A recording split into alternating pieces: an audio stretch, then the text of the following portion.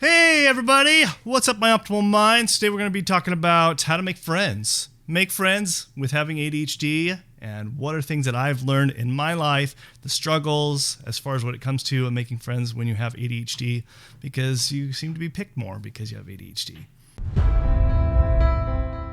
Welcome back, my optimal mind performers, or my optimal mind leaders. Leaders are usually parents who have kids with ADHD, and my performers are usually people who have ADHD. That's how I'm using those terminologies. But if you are new here, welcome. And if you have not downloaded my free guide on ADHD, it goes over all my guidelines as far as supplements, nutrients, labs that you can run. You can download that in the description below. So let me tell you a little bit of my upbringing with growing up with ADHD and dyslexia. So it was a little different, as a lot of you who do have ADHD experience when it comes to making friends. And because you are a little different, you can tend to be a little picked on. I know I was kind of picked on a little bit more than I would like to, even though I had good people surround me. I had friends that weren't picking on me, but I did have plenty enough friends that considered themselves my friend, but really were more mean to me. And that was really hurtful. It was really hard to kind of have to deal with that on a consistent basis. So even though I did have friends when I was really young and in middle school age, I did not feel like I had any true friends that I could actually call my own as somebody considering, or even consider somebody even my best friend. But really on top of that, I just did not like to be considered an afterthought as a friend, because I felt like, I didn't really have a best friend, and, I was usually considered to be invited to a party, or, oh yeah, don't forget Dallin, let's invite him. Or maybe because their parents told them that they should invite me.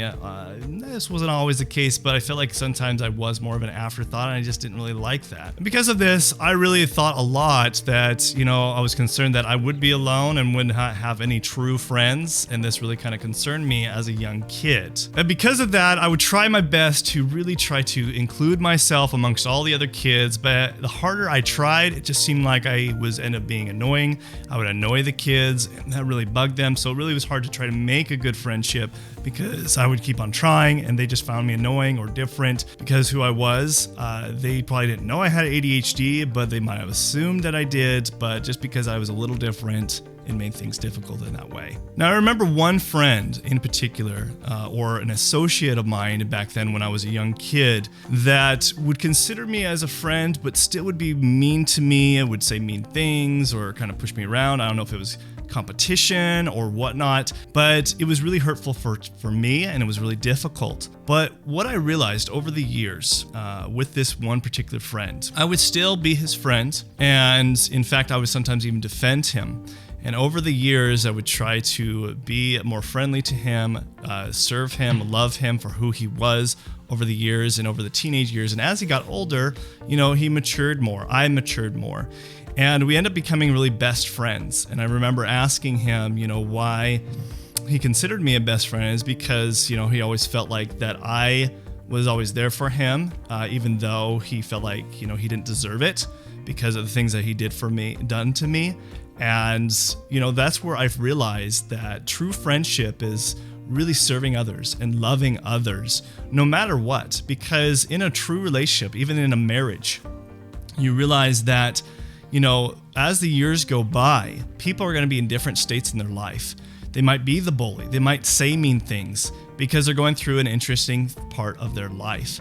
Doesn't mean they want to be your friends. Maybe they don't want to be your friend at that time, but by serving them and loving them over the years, I realized this can make an impact. Now, this doesn't work for everybody, but for the people who you want to be your true friends will eventually appreciate that and realize that and want to be your true friend. So because I had this realization, I realized that I need to continue to learn to serve others and reach out to them instead of just waiting around for others to reach out to me and just expect, oh, these good friends are going to come to me. Why don't I have good friends? Why don't I have any friends? But it was more about reaching out to others, especially for those who also didn't have friends or seemed to be also the outcast. To be able to befriend them, then those true friendships can actually blossom.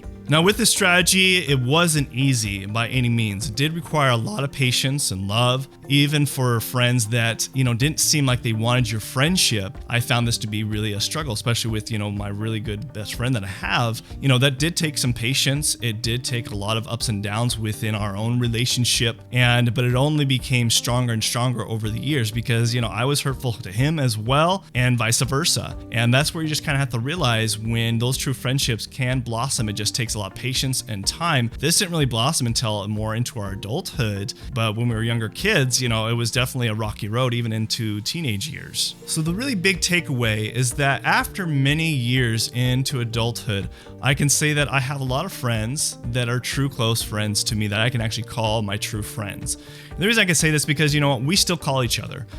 Even though we have kids and we have our own lives, we still call each other. I'm not the only one reaching out to them. They're reaching out to me and checking up on me. And this is where I know true friendship comes.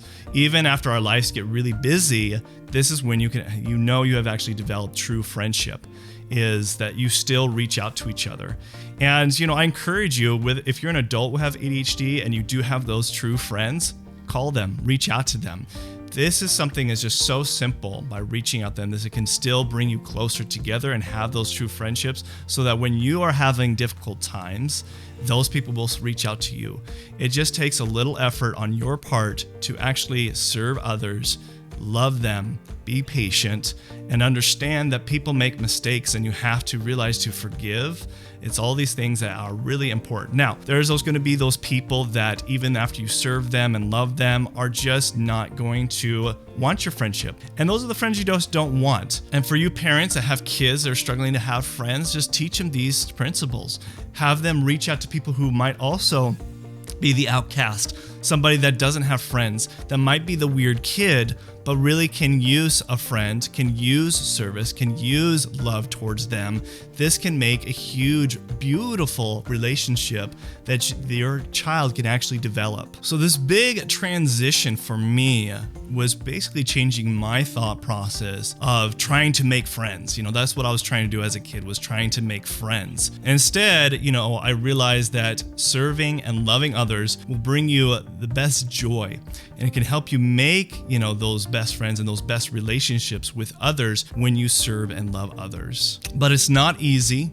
It definitely takes time and effort to actually develop relationships, and it's worth it. My wife thinks I have too many friends, but I really love friendships and relationships. I grew up with a family of 9 kids, and so I am used to having lots of people that I can talk to, and friends and friendship is really good. It's good to have that support system, especially if you have ADHD or other mental health issues. It's good to have that support system, and this is a way that you can tackle it, is by serving others, and then the love and service will return to you. I hope you found this helpful and beneficial, and like I said, if you have any need of any kind of further guidance on ADHD, go ahead and download my free guide that is in the description below, and it goes over all the supplements, nutrients, and labs that you should be running, and also what foods that you should be consuming if you have ADHD. So until next time, this is Dr. LeGrand signing out, and remember, you have an optimal mind. Until next time, thanks. Bye.